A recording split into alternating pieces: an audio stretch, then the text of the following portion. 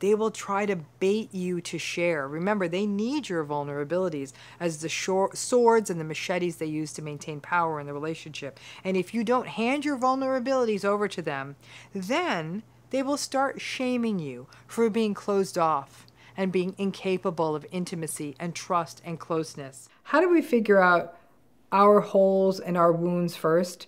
Because it can really be an important thing to know about ourselves, because oftentimes the very kind of lock we've got, sadly, their key often fits perfectly.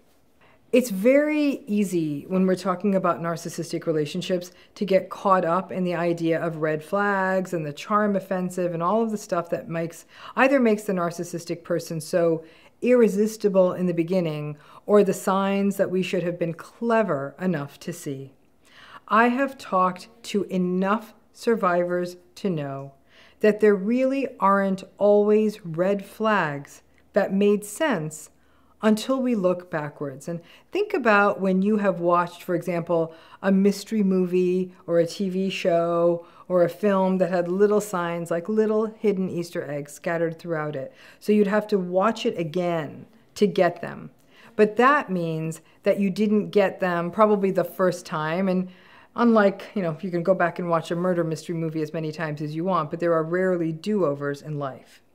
It's also easy to forget that even more than the good morning, my princess kinds of texts and I thought about you all night BS texts you get, or the I feel like we're soulmates, or the perfect courtship and the Instagram posts of you dancing together until dawn nonsense, that what narcissistic people are really good at is that sort of data download. They are like CIA operatives, figuring us out, asking the right questions, getting to the core of our vulnerabilities, figuring out what the shape of our lock is. And instead of us feeling like someone is being a detective or running a con, we think that this person is absolutely besotted with us. The love bombing that they're doing means that we think that they're just intensely curious, the first person who really ever wanted to get to know us.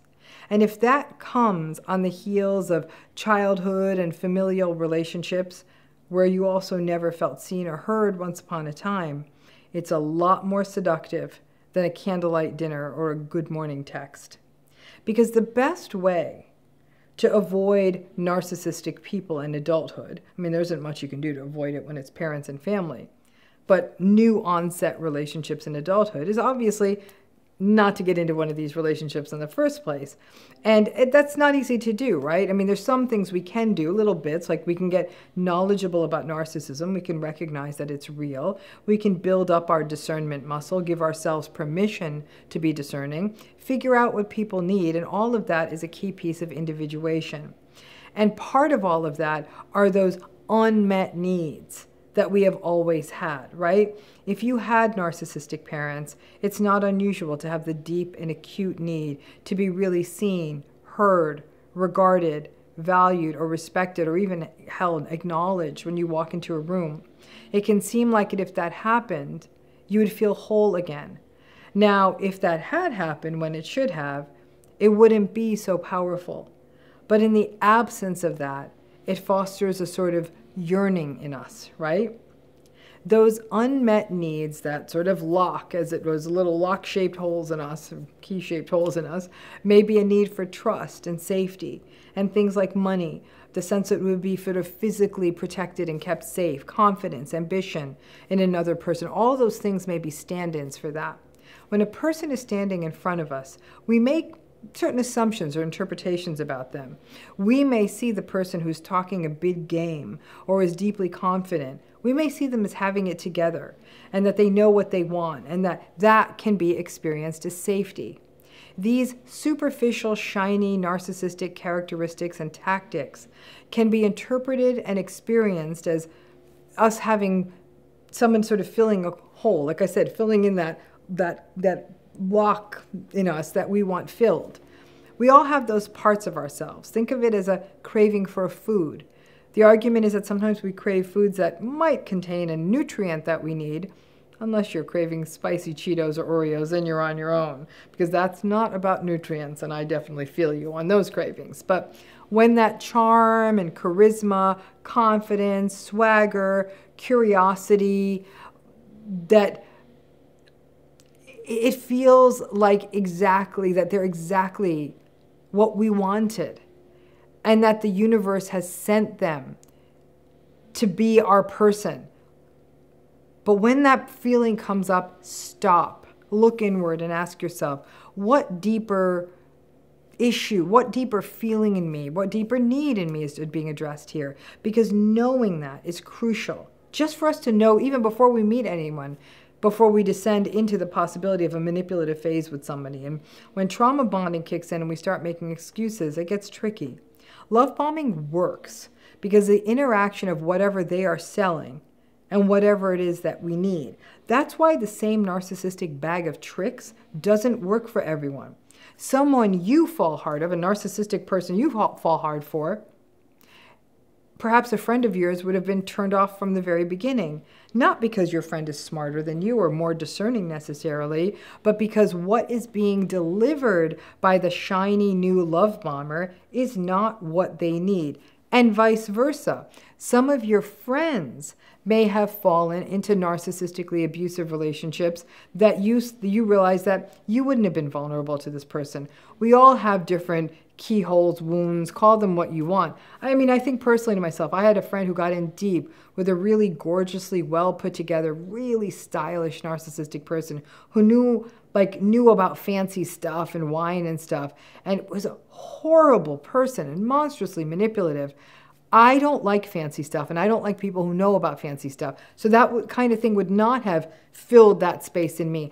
But for her, it was very appealing. So you see what I'm in it, and many others, frankly. We are not all equally vulnerable to the ground game of each and every narcissistic person. And understanding these nuances is important in the development of discernment. We need to know what makes us sort of sit up and listen. So what do? First of all, we've got to be our own sort of keyhole and soul fillers. Now, most pointedly, that would come through meaning, purpose, self-compassion, being self-aware, recognizing that almost all of us have something that's happened to us, and being kind to ourselves as a result. That the sort of wanting to be cared for, that's an example. Like people say, this person felt like they were going to take care of everything, and that wanting to be cared for. That could be an outcropping from a childhood where you might have been parentified at an early age, made to care for your parents, made to care for your siblings, never had your needs valued. You were never heard. You kind of felt that you, in order to get love, that you had to step up into adult responsibilities before you were ready. So when someone rolls around who may be financially successful or talks about a big, stable future or may have the means to take care of you, it may fill this sort of, this keyhole, this need. And the healthier play is to acknowledge that need, understand where it came from, take steps within yourself, and recognize, because you know its origin story, that when someone does come around with what seems like the answers that key that fits that lock, that could bring us into potentially very trauma-bonded waters. Another example could be someone who is interested in what we do, asks lots of questions. In those cases, we may feel really heard. And then the relationship may level up because of this. But over time, what was once their interest in you, which filled a deep core wound, need, hold, then it becomes competitive or jealous. But the satisfying, the sating of that initial core dynamic is what is so powerful. Knowing this about ourselves isn't just about narcissist resistance. It's about feeling more whole within ourselves, which no matter what, narcissist or no narcissist, that's overall better for our mental health. It's quite a heavy lift psychologically and requires deep, existential, humanistic, and radical acceptance work, while silencing the voices of the world that are always telling us to be more and to be better. But it can be done, and as you do it yourself, you recognize that other human beings are complementary to you and not a psychological necessity. And as you understand that, you will be less vulnerable to the charms not just of potential narcissistic partners, but also narcissistic friends, colleagues, and the other rogue narcissistic people that may come into your life. But above all else, doing this, narcissist or no narcissist, it's going to be better for you. Here's the bottom line. The narcissistic folks behave badly and mistreat us, and that's not okay. I always tread lightly when I'm talking about people's vulnerabilities, because vulnerabilities or no vulnerabilities, the way folks with these personalities have conducted themselves, invalidating, gaslighting, that's not okay. But the fact is, we are all navigating a world full of these personality styles, and people with these personality styles get rewarded for it. So we need to get our own defenses shored up to make us less vulnerable. Always remember again, those locks, those key-shaped holes, vulnerabilities, wounds, call them whatever feels best to you, did not ever mean that you ever invited narcissistic abuse or that you somehow deserved it. Never. It means that all of us need a great roadmap to point out these hazards, to give ourselves permission to be good and compassionate with ourselves, and to really focus on how their manipulative ground game works. You kind of have to evoke your inner cynic.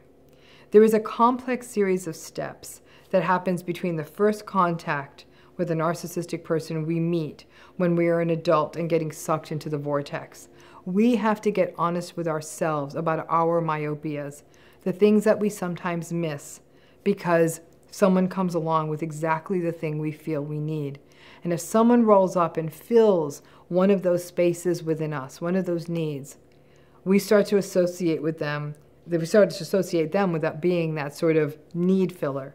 And over time, just like one of Pavlov's dogs, they become classically conditioned as that thing we need, that gets us, that we need, that helps us feel better inside. And that can make it harder to get out.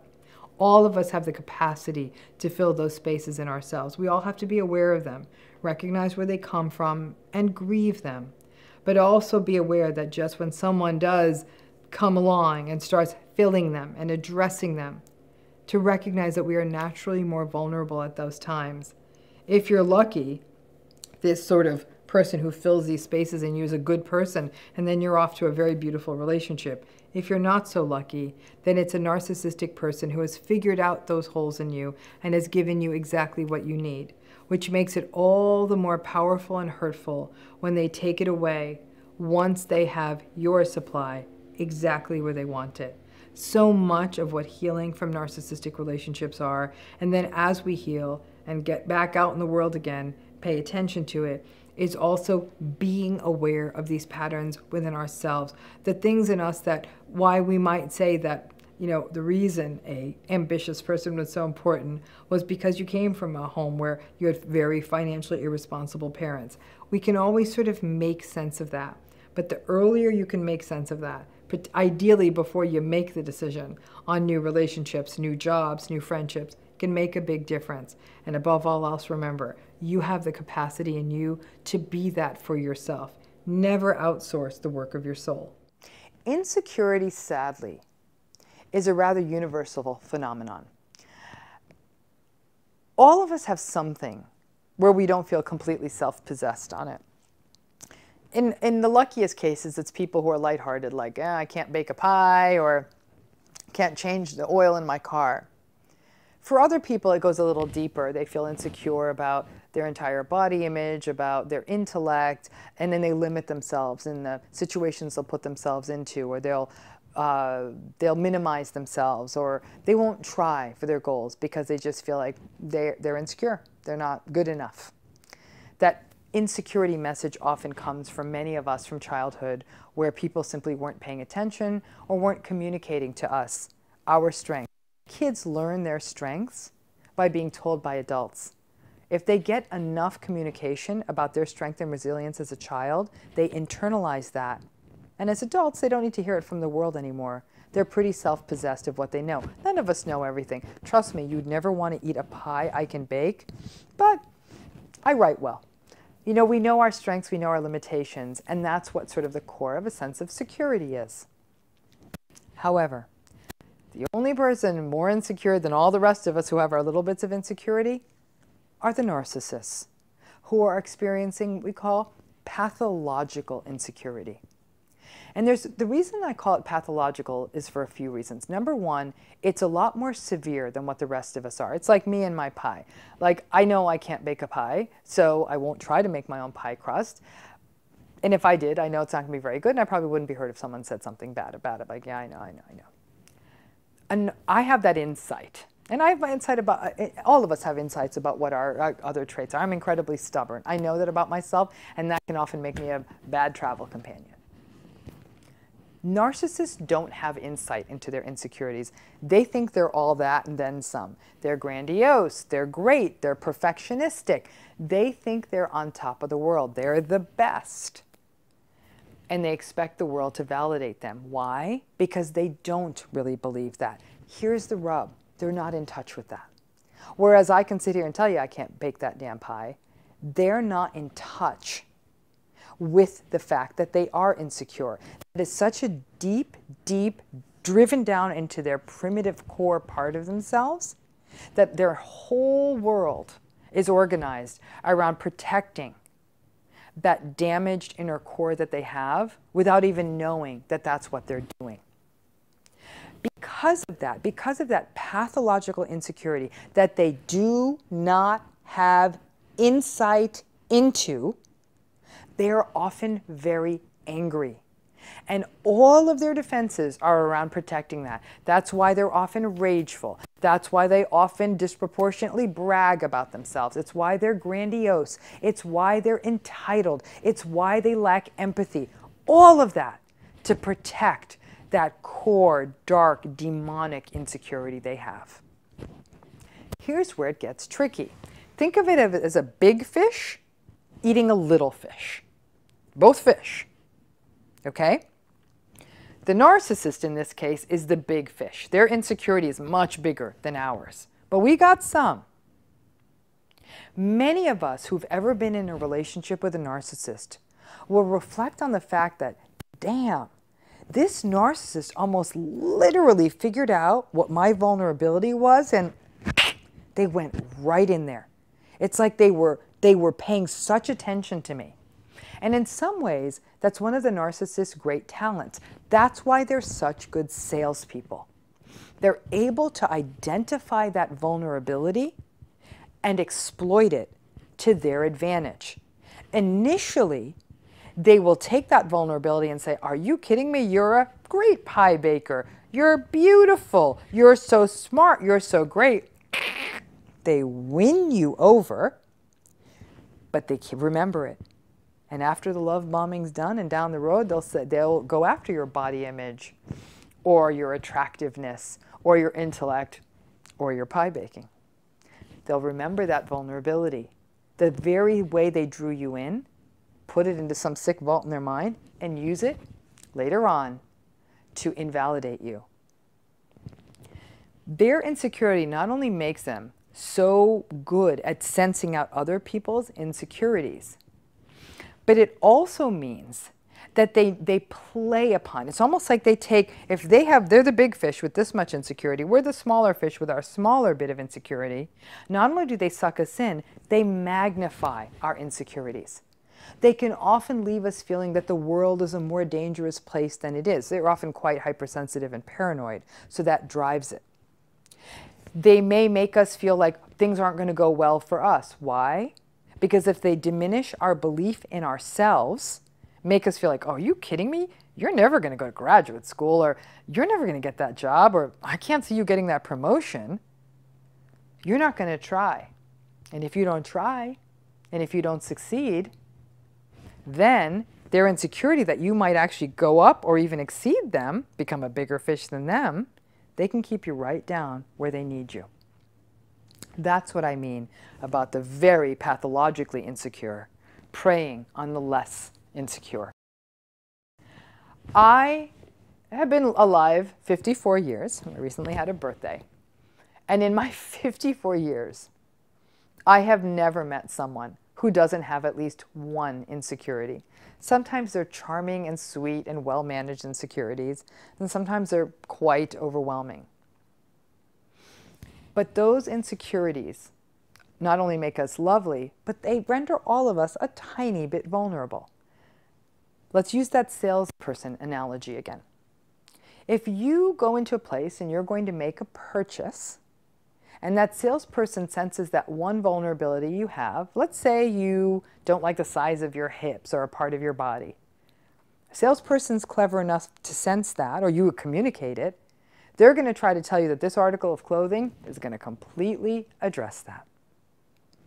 So it is about, all of us have that, and all of us want those little insecurities at some level to be assuaged. It's why we buy stuff. It's why we buy certain pieces of clothing or certain accessories or whatever. Help us address some of those insecurities for a moment. It's why consumerism works. It's why capitalism works.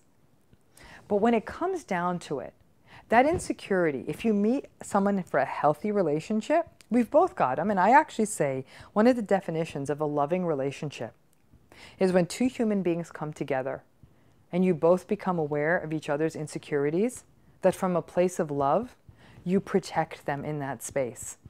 So if you know, for example, someone has an insecurity about speaking a language well, instead of mocking them for speaking that language with an accent or not knowing a word, you say, no, that was absolutely brilliant. You know, I completely understand what you're saying, and protect them.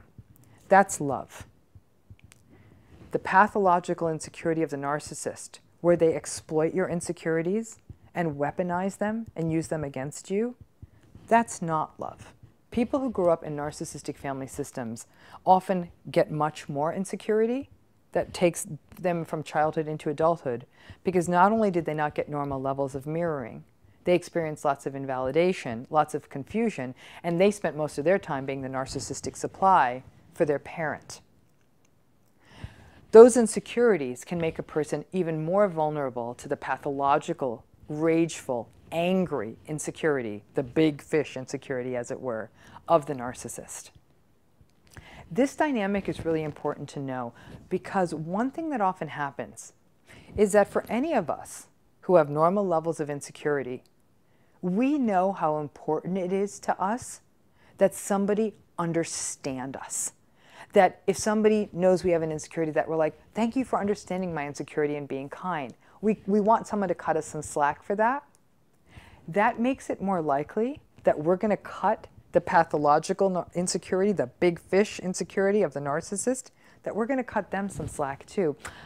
They're just insecure because their dad was mean to them. They were just insecure because their mom did this to them. They're just insecure because whatever. We make excuses for the big fish. You're like, well, come on, doc, that's a compassionate thing to do. It is to a point. If you want to say, I understand why the big fish behaves the way he or she does, by all means. But to stick around for the chronic abuse, not okay. Keeping in mind this sort of dynamic, this pathological big fish insecurity overwhelming your small fish insecurity, certainly you can say compassionately, I understand where their insecurity comes from, but I also understand I don't deserve to be treated that way. That's where our own insecurities can get in the way, because we're not able to make that bold statement that I don't deserve to be abused. Somehow we keep giving narcissists second, third, fourth, and fifth chance. In fact, I would argue that the more insecure a person is, the more second, third, fourth, and fifth chances they give. You don't have to be mean to push the big fish away. You can understand where they're coming from and very slowly swim away. But be clear on that dynamic and understand that their big, big insecurity, even though it comes off as grandiosity and arrogance and meanness, it's still insecurity, and it's no match for your little guppy insecurity. So don't think you can master it. Understand it when it's coming, and learn that you can compassionately get out of there. Now, something that often gets forgotten about in the love bombing phase is that it's during the love bombing phase that something that is actually quite dangerous happens in narcissistic relationships. It's a process that I term the unveiling of the vulnerabilities. In fact, as part of love bombing, some narcissistic people will actually go fishing for these vulnerabilities. They'll stare into your eyes and ask you, what's your greatest fear?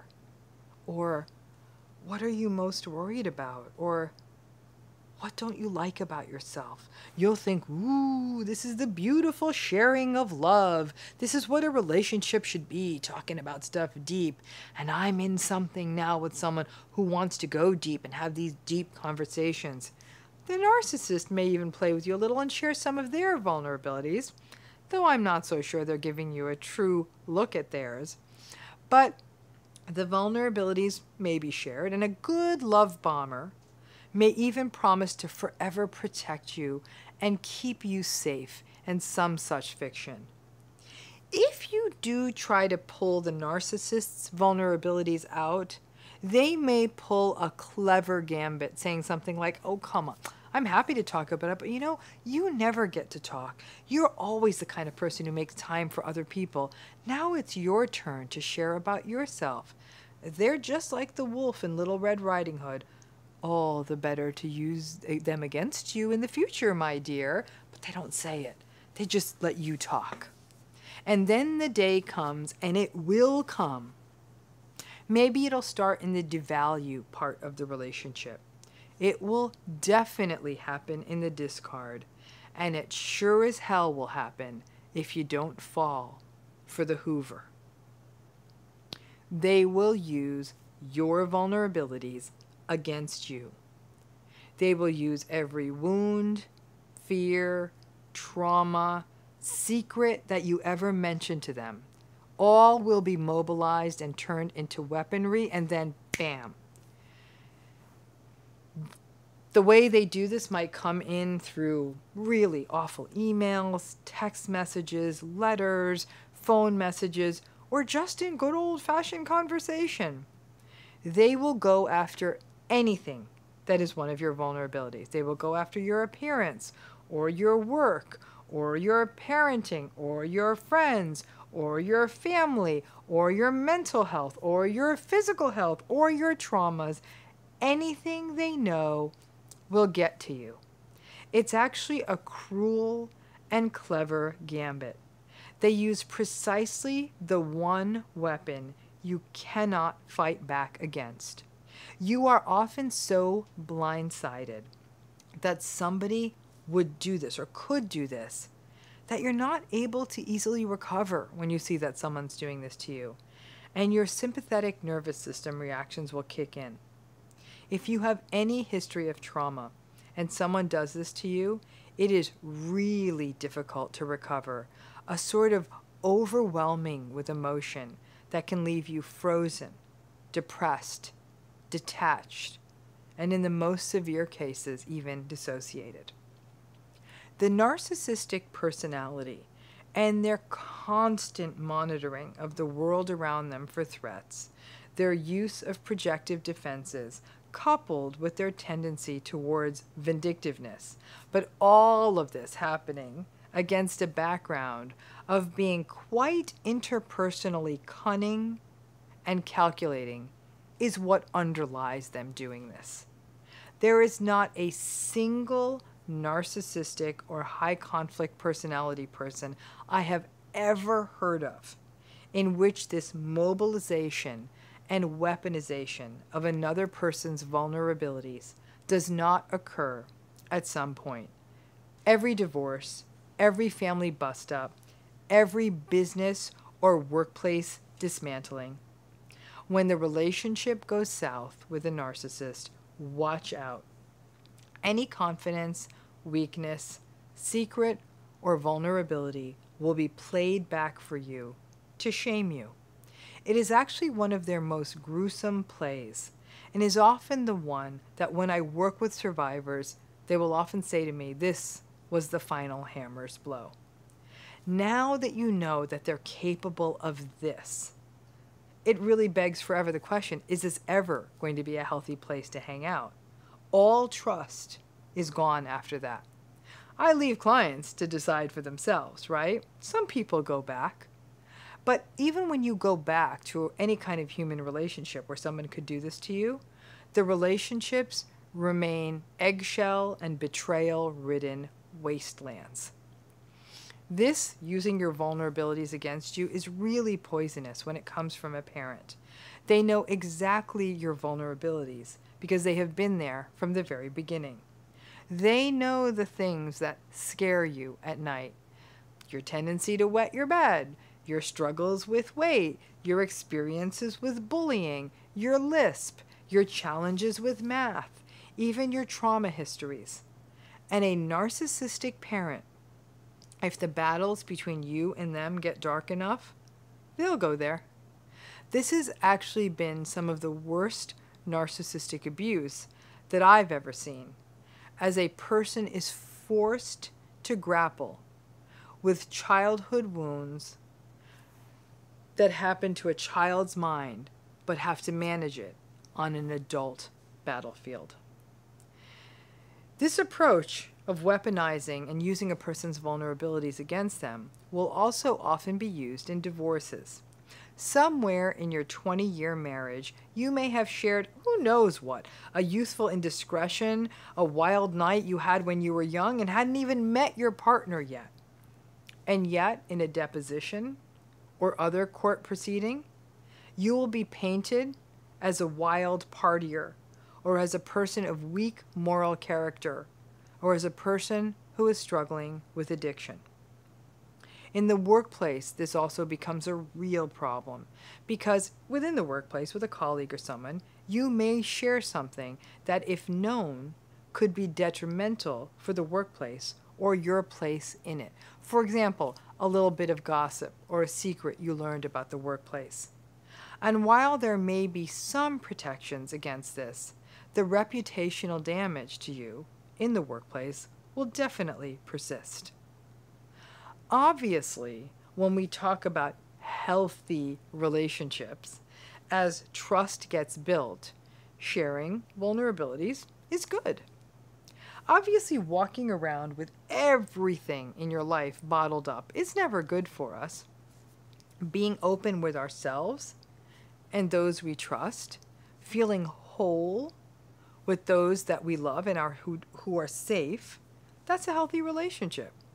Unfortunately, in the early phases of the relationship, a narcissistic relationship can often mimic a healthy one. By the time it starts to go upside down, you may have already shared about yourself, your vulnerabilities, mistakes, things that have happened in your past.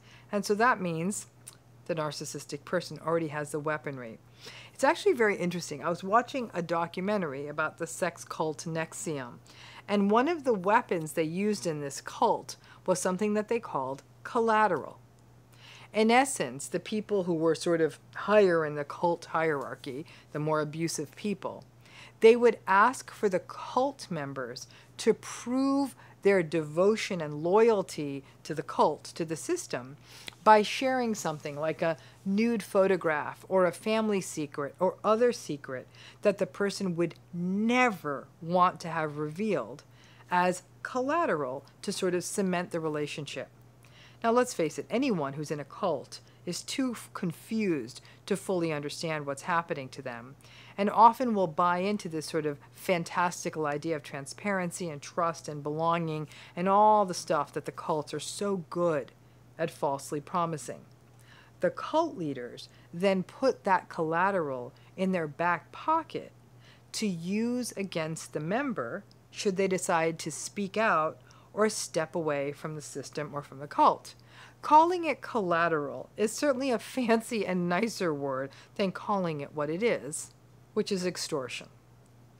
This collateral is, in essence, what anyone in any narcissistic relationship hands over when they share their vulnerabilities, and is what the narcissistic person uses to keep a person trapped in the relationship. The fear that your vulnerabilities will be aired to the world and used against you or to harm people you care about. All narcissistic relationships are cult-like in their organization and structure. It's a small cult, I guess a cult of two in some cases, but a cult nonetheless. To get into these relationships, you were typically groomed, tricked, and your vulnerabilities played upon. It's all just a matter of scale, and that is not a healthy relationship. After a person survives a narcissistic relationship, I will be frank. After you go through that, you're probably not going to be honest and open in the same way again. Trust starts to mean something different. It can take a long time, if ever, for someone to open up in the same way. Some people will save any kind of vulnerable sharing for very carefully curated settings, for example, like therapy. Early in a relationship, you'll already have this lingering doubt. You already play out, like, what would happen if this person turned on me and uses anything I say against me? And for many people who've been through severe narcissistic abuse will decide that not sharing is just easier, that the risk would never be worth it again. People like to say that hurt people hurt people. I'm not buying it. Hurt people who are reactive and egocentric and who lack empathy, they hurt people. Then it isn't really about them being hurt. It's about them being vindictive. Interestingly, after these tantrums, when they use all of your vulnerabilities against you, narcissistic and vindictive folks will often attempt to pass an olive branch and make peace. I wasn't at my best. I was hurt. This trying to fix it is actually hoovering. And they may at this point even future fake promises. We can talk this out. It won't happen again. You can't talk it out, and it will happen again. They will also say things like, don't be mad. Don't be upset with me. And that is because they don't actually really care about your hurt. They just want to mask their own shame and maintain their mask to the world. It's generally not a good look to be the vindictive person. And because narcissistic people are stupid enough to put things in writing, you've got the messages now if you care to show people them. I often think of the bad behavior that a narcissist will engage in these vindictive tantrums as showing their full behavioral repertoire, showing what they're capable of. And for this reason, if people accept the hoovering and the false promises and the let's make nice after one of their sessions of being so abusive and vindictive and using your vulnerabilities against you, there can be some real eggshell walking and some real fear if you do decide to go back. There will always be the fear that they will do this to you again, which is reasonable because they will. And that means that the difficult person in the relationship still holds all of the power. For a variety of trauma-bonded and cognitive dissonance-driven reasons, we want to believe in these relationships. If for some reason you do go back into a relationship where this has happened, move very, very, very tentatively and very carefully. Try that firewalling technique I talked about in another video.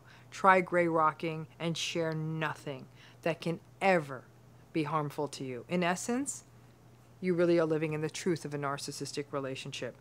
It carves out into something very hollow and superficial because it always was.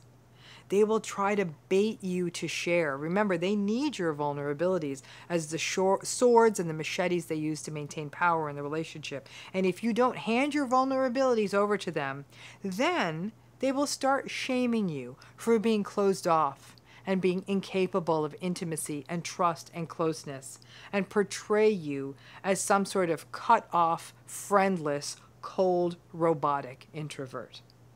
Remember the mantras of the narcissistic relationship. It won't change, and you can't win. This harnessing of your vulnerabilities to attack you, manipulate you, punish, cajole, and vindicate themselves is the cruelest element of these relationships and is often where a lot of the hurt happens. It is a cautionary tale that in any relationship, really, really always work towards building lots and lots of trust before you open up about anything, especially if you have a family history of managing narcissistic abuse. If this happens within a family relationship, where they may take advantage of childhood vulnerabilities, be aware it may happen. And remember, it's their shame that is driving this. Don't let it become your shame. But the other thing to remember is you may be wondering, so what happens in a healthy relationship if you share your vulnerabilities? Because not all healthy relationships last forever. And this is what happens in a healthy relationship. Even if for some reason in a healthy relationship you part ways, no healthy person would ever use your vulnerabilities against you. They may just put them aside in their mind and say, okay, that ran its course. Healthy people have empathy, even when things don't work out. They do not define their relationships on the basis of triangulation, manipulation, and vindictiveness. They find a way to regulate their disappointment. There is a big difference. Pay attention to this pattern, because the fact is, it would never show up in a healthy relationship. Thanks again.